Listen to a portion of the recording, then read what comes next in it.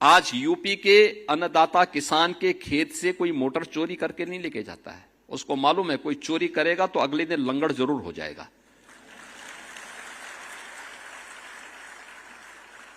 और पहले 17 के पहले तो वह सरकार ही मोटर चोरी करवाती थी। हां, वही लोग चोरी करवाते थे। चोर कोई दूसरा थोड़े था, वही चोरी करवाते थे। बिजली देते नहीं थे, बिजली गायब। कल मैं रायबरेली गया था, पता लगा कि वहां क्या पूरे प्रदेश के अंदर वही स्थिति थी। एक सप्ताह दिन में, एक सप्ताह रात्रि में बिजली आती थी।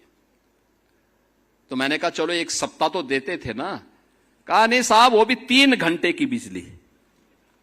3 घंटे की बिजली, क्या विकास कोई करेगा? 3 घंटे बिजली। और हम लोग यूपी देश के अंदर उन राज्यों में है जो किसानों को अपने यहां सर्वाधिक बिजली देता है। लगभग 10 घंटे की बिजली हम यूपी के किसानों को देते हैं, और बिजली भी फ्री में देते हैं। यानी सरकारी ट्यूबवेल में तो बिजली फ्री ही है।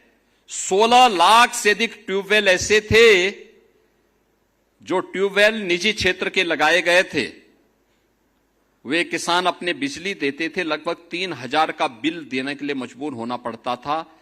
3,000 करोड़ रुपए उससे प्रदेश सरकार को मिलते थे।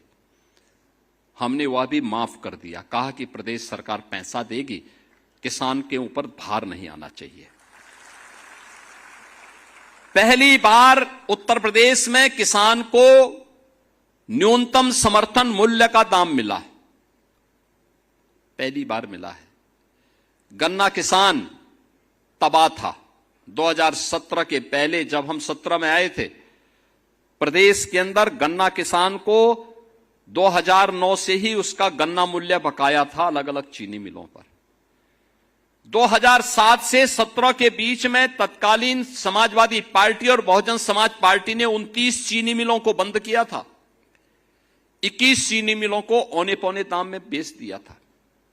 हमारे गोरखपुर मंडल की एक चीनी मिल, जिस चीनी मिल की केवल स्क्रैप ही स्क्रैप, उस समय हमारे कृषि मंत्री विधायक थे, और उन्हीं के जनपद की एक चीनी मिल मात्र 3 करोड़ रुपए में बेची गई थी।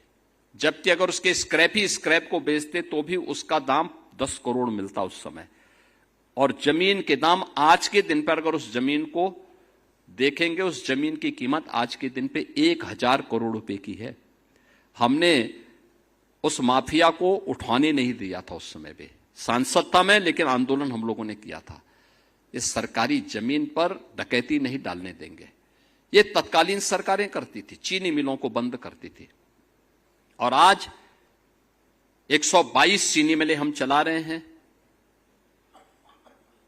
3,25,000 करोड़ रुपए अब तक हम गन्ना किसानों के खाते में सीधे डीबीटी के माध्यम से पैसा भेज चुके हैं।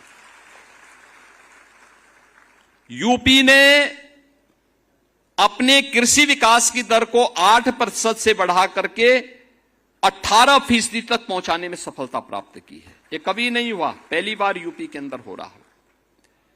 अब तो यूपी के अंदर किसान को सुविधाएं मिल रही हैं। प्रधानमंत्री फसल बीमा योजना का मिल रहा है, स्वास्थ्य हेल्थ कार्ड का मिल रहा है, केसीसी के माध्यम से बैंक से आसानी से पैसा उपलब्ध हो पा रहा है। प्रधानमंत्री किसान सम्मान निधि में लगभग 3 करोड़ किसान यूपी के अंदर आच्छादित होकर के सालाना 6,000 रुपया प्राप्त कर रहे हैं।